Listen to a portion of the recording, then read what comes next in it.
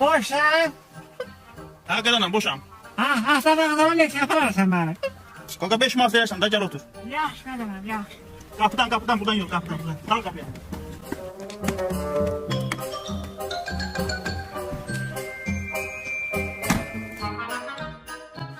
Onsuz piyanlı açarım titrib.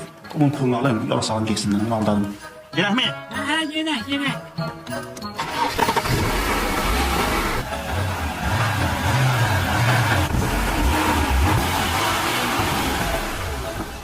Kardeş çattık düş.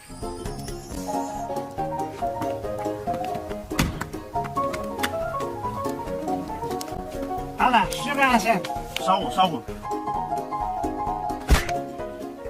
Oy da, deyim başa düşdü. Ben niye buldun Ayka? Bir daha maşını eləmə, uşaq sürmə. Öldürmüşdüm mən belə xonçalarım oynamır.